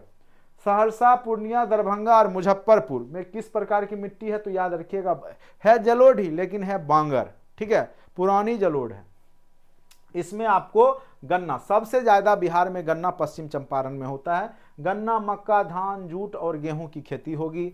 इसका मिट्टी का रंग गाढ़ा भूरा या काला रंग एवं अम्लीय एवं क्षारीय प्रकृति का होता है। अगर पूछेगा इनमें से कौन सी मिट्टी अम्लीय एवं क्षारीय प्रकृति दोनों का होता है, अम्लीय प्रकृति भी होगा और क्षारीय भी होगा, तो वो है आपकी पुरानी जलोढ़ मिट्टी। लेकिन अगर बात करें केवल अम्लीय, तो वो आपका कौन सा हो जाएगा, दलदली जो तराई क्षेत्र की मिट्टी है, तो वो केवल अम्लीय मिट्टी होगी, ठीक है, तो याद रखना है। बाल सुंदरी मिट्टी जो है बांगर के दक्षिण क्षेत्रों में, सहरसा, पूर्णिया, दरभंगा तथा मुजफ्फरपुर में मक्का, गन्ना, धान, गेहूं, तंबाकू की खेती होती है। और गहरा भूरा एवं सफेद रंग का क्षारीय प्रकृति का मिट्टी जो है बाल सुंदरी मिट्टी है। नवीन जलोढ़ खादर मिट्टी जो है गंगा, गंडक, जो महानंदा नदी, ये इस बार पूछा था इनमें से कौन सी नदियां बिहार में बहती है, तो उसमें ऑप्शन महानंदा भी था। तो कई लोग घाघरा, महानदी दे दिया था एक में, तो एक वाला में घाघरा आंसर आया था, ठीक है, और एक में महानंदा से संबंधित था क्वेश्चन, ठीक है। नदी में 2 क्वेश्चन इस बार पूछे गए थे। धान और जूट की खेती यहाँ होती है। गहरा भूरा एवं काला एवं क्षारीय पदार्थ की कमी इसमें होगी। नवीन जलोढ़ मिट्टी में ना अम्लीय होगा ना क्षारीय होगा, बेहतर मिट्टी है, याद रखिएगा। कगारी, गंगा नदी के दक्षिण का जो एरिया है तथा सोन नदी, फल्गु नदी के प्राकृतिक तटबंधों पे ये कगारी मिट्टी मिलेगी। इसमें जौ, सरसों, मक्का, मिर्च की खेती होगी। भूरा रंग एवं क्षारीय प्रकृति का होगा, ठीक है। तो कगारी मिट्टी भी क्षारीय, तो ना अम्लीय ना क्षारीय कौन सी मिट्टी है, तो नवीन जलोढ़ मिट्टी। और पुरानी जलोढ़ मिट्टी अम्लीय और क्षारीय दोनों है। और दलदली मिट्टी जो है पर्वत पादीय क्षेत्र में जो मिलता है, जो आपका पश्चिम चंपारण से लेकर किशनगंज तक, उसमें आपकी मिट्टी अम्लीय होती है। तो यहीं से यही क्वेश्चन आपके एग्जाम में कोई ना कोई क्वेश्चन इसी टाइप के क्वेश्चंस पूछे जा सकते हैं। बलथर, लाल बलुआ, लाल बलुई मिट्टी जो है अभी कॉर्नर में बताया था हमने, रोहतास और कैमूर का जो पठारी एरिया है वहां पे आपको लाल बलुई मिट्टी मिलेगी। ज्वार, बाजरा तथा मक्का की खेती, मोटे अनाज उसमें होते हैं। लाल बलुआ मिट्टी में मोटा अनाज होगा, ज्वार, बाजरा, मक्का लाल या पीला रंग का होगा, ठीक है। जब ऐसे जनरली लाल रहेगा, जब पानी में डुबाइएगा मिट्टी को, तो पानी डालिएगा तो वो पीला हो जाता है, ठीक है। तो ये आपको रोहतास कैमूर में याद रखिएगा। यही सारे मिट्टी के बारे में दिया हुआ है। तो ये आपका रहा थ्योरी सेक्शन, ठीक है।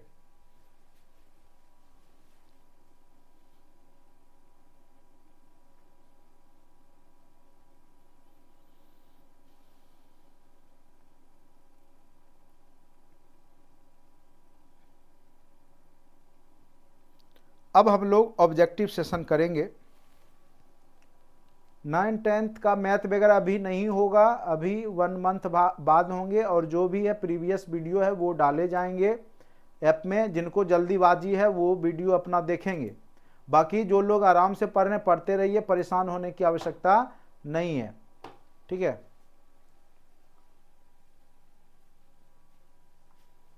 One by one, step by step हम लोग आगे बढ़ेंगे। मैथ का ऑलरेडी भी सारे वीडियो कंटेंट में पड़े हुए हैं, और फिर से मैं आपको 1 बाय 1 करके इम्पोर्टेंट क्वेश्चंस जो भी प्रीवियस वर्षों के हैं वो मैं करवाऊंगा। इसीलिए परेशान बिल्कुल नहीं होना है, अभी लंबा टाइम है एग्जाम में, कम से कम तो अप्रैल तो हो ही जाएगा, ठीक है। इसीलिए ये नहीं हो कि 1-2 महीना में ख़त्म कर लिए फिर बाद में सब भूल गए, ठीक है। तो इसलिए अभी कंटिन्यू आराम से पढ़िए, परेशान होने की अभी तो नोटिफिकेशन भी नहीं आया है। अभी तो सबसे पहले TRE 3 का रिजल्ट पूरा आने दीजिए, उसके हिसाब से वो जब भरेगा सीट, उसके बाद जब सीट खाली होगा तब TRE 4 में वो रिक्ति बन के आएगी। तो 1 to 5 में ज़्यादा संभावना है सीट आने का, अदरवाइज 6 to 12 में बहुत कम सीट आएंगे, पहले मैं बता दे रहा हूँ, ठीक है। हाँ, तो वो लोग तैयारी कीजिए जो बहुत मेहनत कर रहे हैं लगातार कंटिन्यू, TRE 1, TRE 2, TRE 3 में छट चुके हैं, तो वो बने रहिए बस। लेकिन TRE 4 में ज़्यादा सीट आने की संभावना आपका 6 to 12 में ना के बराबर है, कम सीट आएंगे, ठीक है। मैं एकदम क्लियर बोलूँगा, 1 to 5 में कम से कम आपका 25 से 30 हज़ार सीट आएगा, मिनिमम आएगा। लेकिन अपर क्लास में कम सीट आएंगे। तैयारी करते रहिए, उसी में लोग तो 1-1, 2-2 सीट के लिए फाइट करते हैं, यहाँ तो इतना है फिर भी। चलिए अब हम लोग टेस्ट थोड़ा सा लगा लेते हैं सेट, ठीक है। चूँकि अब थ्योरी हो गया है, तभी आपको कॉन्फिडेंस आएगा जब आप उस टेस्ट को करेंगे, ठीक है।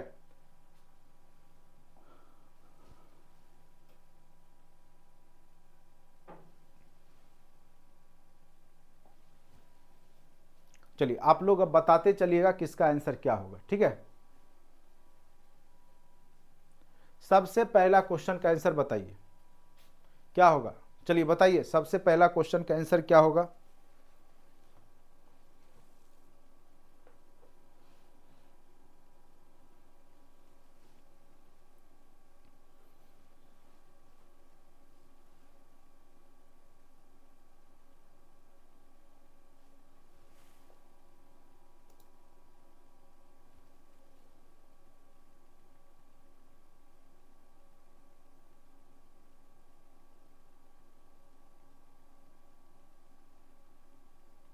बताइए, अभी तुरंत हमने बताया, बताइए आंसर बताते चलिए सब लोग, केवल पढ़ने से नहीं होगा, आंसर बताइए। हमने बोला 3 कॉपी बना के रखिए, ठीक है। और जो महत्वपूर्ण चीज है जैसे हम बताते हैं कुछ नोट डाउन भी कीजिए। एक बार समझ नहीं आता है कंटेंट में वीडियो पड़े रहते हैं, उसको बार बार देखिए सुनिए। आप लोग एकदम विद्वान बनने के चक्कर में लग जाते हैं, जो चीज़ जितना पढ़ा रहे हैं उसी को बार बार पढ़िए, रिपीट कीजिए, उसी में आपका रिजल्ट होता है। ज़्यादा पढ़ने से यहाँ रिजल्ट नहीं होगा, जितना पढ़िए समझ के पढ़िए, कॉन्सेप्ट को गेन कीजिए। BPSC कॉन्सेप्ट का एग्जाम है। हाँ, इस बार अलग बात है, 17वीं में पता नहीं कहाँ से क्वेश्चन सेट कर दिया ग्रुप D लेवल का,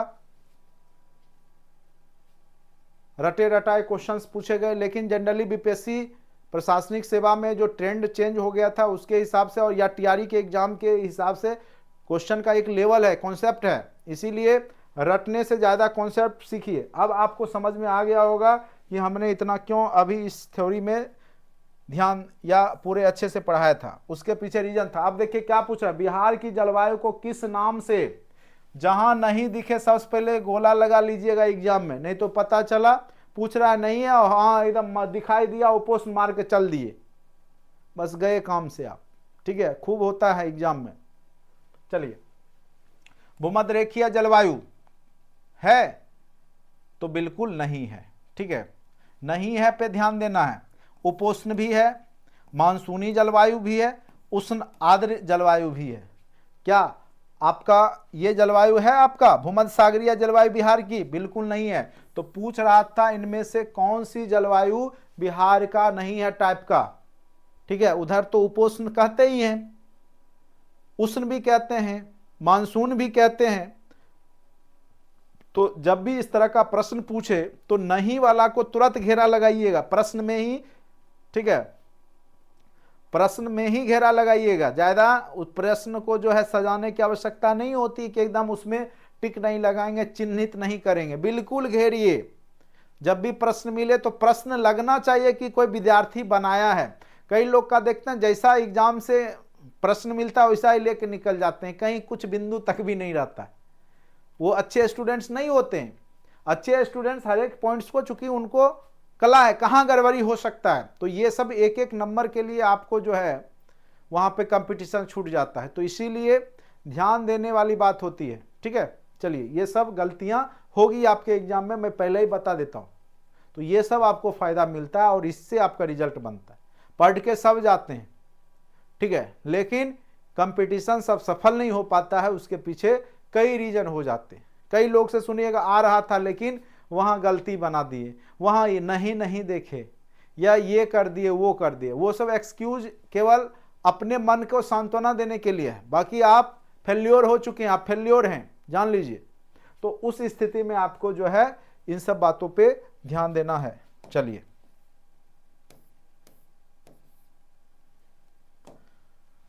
बिहार की जलवायु को क्या कहा जाता है? अब देखिए, अब बता दीजिए तो हम समझे। दिमाग लगाइए, दिमाग लगाइए, कॉन्सेप्ट पे आधारित क्वेश्चन है।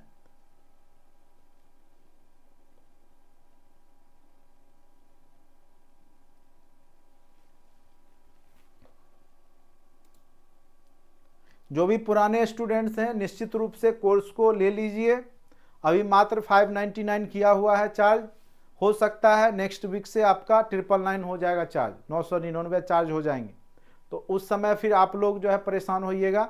अभी कुछ जो है डेमो वीडियो आपको दिखेगा लाइव सेशन में, लेकिन फिर आगे रुक जाएगा जो लोग पुराने हैं। चूँकि आपका TRE 3 का जो था, बहुत लोग का TRE 3 का ही था, बहुत लोग का TRE 2 तक का ही था, लेकिन अभी भी कोर्स में दिख रहा होगा, लेकिन आगे से बंद हो जाएगा। तो जिनको लेना है कोर्स तो वो जल्द से जल्द जुड़ जाइए। 599 चार्ज है अभी डिस्काउंट में, बाकी नेक्स्ट वीक से आपका जो है 999 हो जाएगा। तो उस समय ज़्यादा परेशान कीजिएगा आप हम ही को, इसीलिए। चलिए, बिहार की जलवायु को क्या कहा जाता है?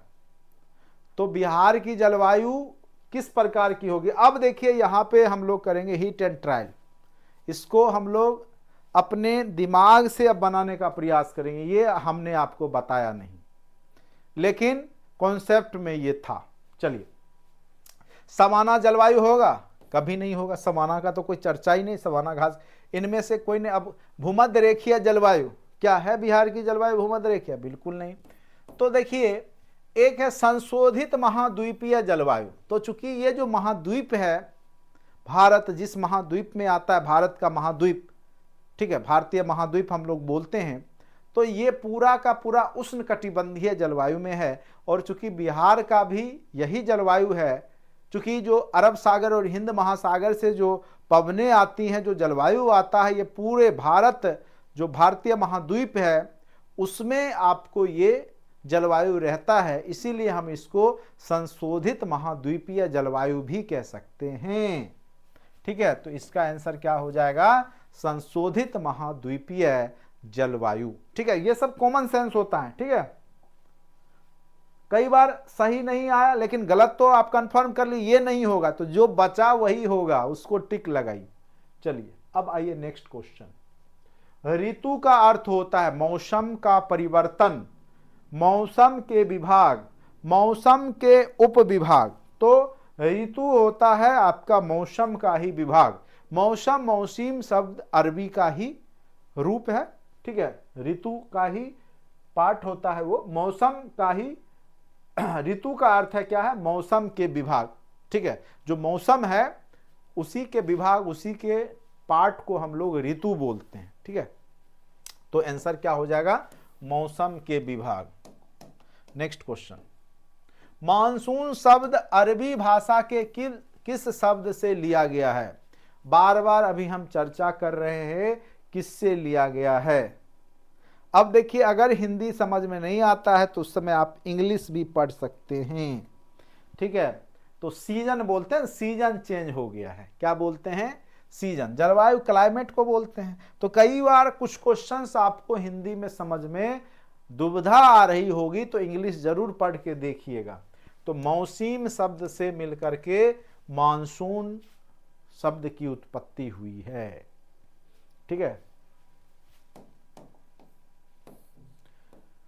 नेक्स्ट क्वेश्चन, मौसम पवनें कहलाती हैं सीजनल विंड। मौसमी पवनें क्या कहलाती है? पढ़िए ऑप्शन। वह पवनें जो मौसम परिवर्तन के साथ दिशा पूर्णता बदल लेती है। बताइए क्या आंसर होगा? वह पवनें जो मौसम परिवर्तन के साथ अपनी दिशा नहीं बदलती, वह पवनें जो मौसम परिवर्तन के साथ स्थिर रहती है, ठीक है। तो मौसमी पवनें उनको कहेंगे जो मौसम के अनुसार ही क्या करती है, अपनी दिशा भी बदल लेगी। स्वाभाविक सी बात है, जो वायु का रुख है वो तो टेम्परेचर पे डिपेंड करता है। ज़्यादा गर्मी होगा वहाँ निम्न दाब बनेगा, तो जो ठंडा वाला क्षेत्र है, जो उच्च दाब है, तो उच्च दाब से निम्न दाब की ओर वायु की प्रवाह होगी। तो स्वाभाविक है कि गति वायु का बदलेगा ही। तो इसका आंसर क्या हो जाएगा? वह पवनें जो मौसम परिवर्तन के साथ दिशा पूर्णतः बदल लेती हैं उसको हम लोग मौसमी पवनें कहते हैं। कभी पछुआ, कभी पुरवैया बोलते हैं ना, ठीक है। चलिए, मौसम को प्रभावित करती है। अब बताइए क्या क्या प्रभावित करेगी मौसम को? ऑप्शन देखिए, वायु दाब, अभी तुरंत हमने बताया, निम्न दाब, वायु दाब, उच्च दाब। स्वाभाविक सी बात है, निम्न दाब होगा तो वहाँ पे उसको फुलफिल करने के लिए उच्च दाब से वायु आएगा, उससे भी मौसम परिवर्तन, तूफान उफान आ जाएगा। उसके बाद तापमान, ज़्यादा टेम्परेचर होगा तो हवा हल्की होगी, ऊपर जाएगी तो नीचे निम्न दाब बन जाएगा, उसको भरने उच्च दाब। उसके बाद आर्द्रता, जो जलवाष्प की मात्रा है तो वो भी डिपेंड करेगा, वर्षा करवा देगी। तो आंसर क्या करेगा कि क्या हो जाएगा? मौसम को प्रभावित करने वाले कारक इनमें से कौन होंगे? तो ऑप्शन नंबर क्या हो जाएगा? डी हो जाएगा, उपयुक्त में से एक से अधिक या उपयुक्त सभी, ठीक है।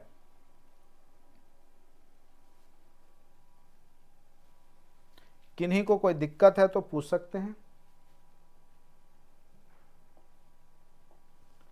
बताइए, बिहार की जलवायु को किस नाम से पुकारते हैं? उष्ण आर्द्र जलवायु, मानसूनी जलवायु, सवाना जलवायु, भूमध्य सागरीय जलवायु। किस जलवायु के नाम से पुकारते हैं? तो इसको पुकारते किस नाम से हैं? तो ऑप्शन के हिसाब से सबसे ज्यादा जो उपयुक्त, ऐसे आर्द्र उष्ण भी बोल देते हैं, लेकिन जनरली हम लोग मानसूनी हवा, मानसूनी जलवायु के नाम से पुकारते हैं। उष्ण आर्द्र नहीं होगा, जो सबसे ज़्यादा उपयुक्त होता है उसको मारते हैं। बहुत सारे क्वेश्चंस में आपको ऐसा ऑप्शन दिखेगा, जैसे इस बार भी बहुत सारा क्वेश्चंस था जिसमें आपको लगेगा ये भी होगा, ये भी होगा, ये भी होगा। तो उस स्थिति में जो सबसे ज़्यादा होगा उपयुक्त उसको मारते हैं। ऐसे हम यहाँ पे बोले उष्ण आर्द्र भी है बिहार की जलवायु की प्रकृति, लेकिन कहते क्या है, नाम पुकारते किस नाम से है? तो वो पुकारते हैं मानसूनी जलवायु के नाम से। तो बीपीएससी ऐसे ऐसे क्वेश्चन को खोज के रखती है और एग्जाम में आपको गलत बनाने के लिए देती है कि आप बनाइए भी, खुश भी रहिए। नहीं, जब एग्जाम दे के निकलिए खूब खुश रहिएगा, ट्रेन पे भी खूब खुशी आएगा, अंदर से लड्डू फूटेगा। और फिर जब आइए घर पे, जब आयोग का आंसर मिलाइए तो माथा पकड़ के पटकिए। नहीं, दीवार है तो उसमें फोड़ लीजिए माथा। काहे कि पहले माथा फोड़ लेते पढ़ाई में तो वो समस्या ही नहीं आती। चलिए, बिहार की जलवायु में कितने मौसम प्रचलित हैं? इसीलिए कट ऑफ जो होता है वो घटते जाता है। एग्जामिनेशन हॉल से निकलने वक्त कट ऑफ 150 में 130-40 रहेगा, ट्रेन पे जाते जाते 120-10 पहुंच जाएगा, घर जाते जाते सुबह होते होते 110, 105, और जब आंसर की आएगा तो 90 तक जाते जाते जो है हालत खराब हो जाता है, ठीक है। तो ये स्थिति होती है। बिहार की जलवायु में कितने मौसम प्रचलित हैं? अभी तुरंत हमने बताया कितने मौसम हैं। ऑप्शन नंबर सी, ग्रीष्म, शीत और वर्षा। कितने मौसम प्रसिद्ध हैं, प्रचलित हैं, सॉरी, तो ग्रीष्म, शीत और वर्षा। अभी तुरंत हमने पढ़ाया था। देखिए इसमें बहुत सारा क्वेश्चन है। बिहार की जलवायु फिर किस प्रकार के? विषुवत रेखीय, शीत, मरुस्थलीय, मानसून। एक ही क्वेश्चन बार बार। अब देखिए कॉन्सेप्ट पूरा वही था। अब हम इस पे 100 क्वेश्चन बनाए, 150 बनाए, 200 बनाए, लेकिन कॉन्सेप्ट अगर वो 1 घंटा हमने दिया है तो बन ही जाएगा। ठीक है, तो उम्मीद करते हैं आप लोग बनाइएगा। बाकी आंसर नीचे लास्ट में होगा, उसको देख लीजिएगा। बिहार भारत के किस जलवायु क्षेत्र में स्थित है? उत्तर मैदान के उष्ण मानसूनी जलवायु क्षेत्र में, मध्य मैदान के उष्ण मानसूनी जलवायु क्षेत्र में, पश्चिम मैदान के उष्ण मानसूनी जलवायु क्षेत्र में। बताइए, ये आप कॉमन सेंस से बताइए क्या होगा इसका आंसर। तो सबसे पहले आपका बिहार उत्तर का पार्ट है, उत्तर मैदानी एरिया है। उत्तर मैदान का उष्ण, मध्य मैदान का नहीं होगा, पश्चिम का तो होगा नहीं, पूर्वी का भी होगा ही नहीं। तो ये इसका आंसर हो जाएगा आपका उत्तर मैदान के उष्ण मानसूनी जलवायु। ठीक है, बिहार की जलवायु में किसके लक्षण मिलते हैं? तो फिर वही क्वेश्चन जो अभी 1 नंबर पे किए थे हम लोग, केवल भाषा चेंज किया। बिहार की जलवायु में किसके लक्षण मिलते हैं? What are the characteristics of the climate of Bihar? तो महाद्वीपीयता के लक्षण, ये तो था ही था। रेगिस्तान बिल्कुल नहीं, समुद्र के लक्षण बिल्कुल नहीं, उपयुक्त में से कोई नहीं भी नहीं। आंसर क्या हो जाएगा आपका? महाद्वीपीयता के लक्षण। ठीक है, क्या आप लोग बनाइएगा? जो भी है पीडीएफ में आपके व्हाट्सएप ग्रुप में भेज देता हूं, आप लोग बना लीजिएगा, आंसर की मिला लीजिएगा, फिर जो है आगे हम लोग चर्चा करेंगे। ठीक है, अब देखिए बिहार के पूर्वी भाग में कौन सी जलवायु? अभी पढ़े थे अर्ध शुष्क जलवायु, शुष्क जलवायु, आर्द्र जलवायु। तो पूर्वी भाग में आर्द्र जलवायु, अर्ध शुष्क तो पश्चिम वाला एरिया में था। ठीक है, तो यही सब जो थ्योरी में पढ़े वही सब ऑब्जेक्टिव में भी क्रिएट किया हुआ है। तो निश्चित रूप से जो भी 40-45 जो भी क्वेश्चन होंगे, ठीक है, वो आप लोग बनाइएगा, क्योंकि एक लंबा टाइम हो गया और मैं सब बता दूंगा तो आप सोचिएगा भी नहीं, मतलब आपका जो दिमाग का लेवल है बढ़ेगा नहीं।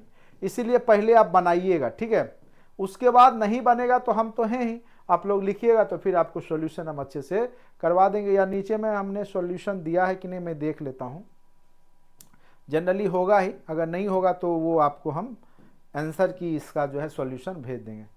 मैं इसलिए चाहता हूं कि आप लोग थोड़ा सा दिमाग पे जोर दीजिए, दिमाग पे थोड़ा सा क्या करना है, आपको जोर देना है। बाकी देखिए पढ़ के जाता सब है, लेकिन इसमें आंसर नहीं है, तो मैं ज़रूर भेजूंगा। 50 क्वेश्चन हैं और फिर आप क्या करेंगे कि इसको बनाएंगे, फिर मैं कल आगे शेष का जो है, अभी देखिए ये भी क्वेश्चन, अभी दक्षिण पश्चिम मानसून बिहार में कब तक रहता है। ठीक है, तो ये सब क्वेश्चन आसान है, आप बनाइए, पहले अपने दिमाग पे जोर दीजिए, बनाइए। हम ये क्वेश्चन को पीडीएफ के रूप में व्हाट्सएप ग्रुप में शेयर करेंगे, आप लोग बनाइएगा। फिर जो है नेक्स्ट जब बिहार ज्योग्राफी हम पढ़ाएंगे तो उस समय इसको पहले सॉल्यूशन करवाएंगे, फिर आगे बढ़ेंगे। ठीक है, तो आज के लिए इतना ही।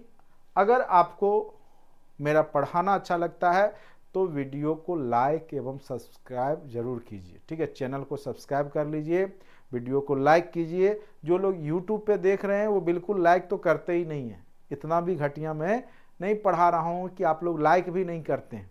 फ़ायदा सब लेते हैं, ठीक है, लेकिन लाइक करने से भी डरते हैं, पता नहीं कि मास्टर कहीं फेमस ना हो जाए।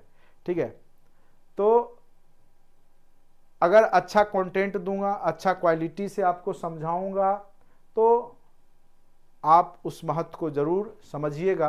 तो निश्चित रूप से अगर YouTube पे देखते हैं तो इसको लाइक कीजिए और दोस्तों के बीच में भी शेयर कीजिए, जो लोग टीचर बनने के लिए या बीपीएससी प्रशासनिक सेवा की तैयारी करते हैं उनके लिए। मैं बता देता हूँ, मार्केट में बहुत कम ही टीचर हैं जो कई बार साक्षात्कार दे करके आए हुए हैं। मैक्सिमम टीचर आज तक प्री तक ना बैठे हैं, ना उनसे निकला है, वो लोग मार्केट में पढ़ा रहे हैं।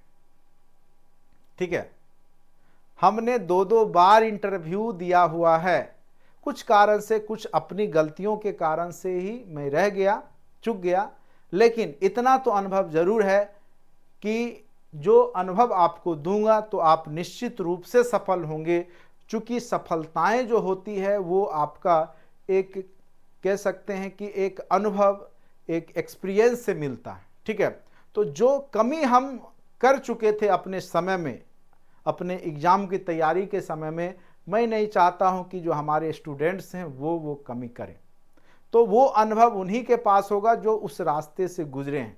बाकी लोग पढ़ाने के लिए, कोई भी लोग पढ़ा रहे हैं तो ये मैं नहीं कह रहा अच्छा नहीं पढ़ा रहे हैं, बिल्कुल पढ़ा रहे हैं, लेकिन जो क्वेश्चन, कहाँ से क्वेश्चन बीपीएससी पूछेगा तो वो वही लोग बता सकते हैं जो उसके बारे में जान रहे हैं, दे रहे हैं, एग्जाम को दे चुके हैं, एक्सपीरियंस है जिनके पास, कई बार इंटरव्यू से गुजर चुके हैं। प्री मेंस इंटरव्यू तीसरा राउंड होता है और तब तक, और एक बार नहीं, दो बार, तीन बार जो लोग जा चुके हैं तो उनके पास अनुभव जरूर रहता है। तो उसका फायदा आप लोग जरूर लीजिए। बाकी आपकी इच्छा है, वीडियो को शेयर कीजिए ना कीजिए, आपकी इच्छा है। चलिए आज के लिए इतना ही, धन्यवाद।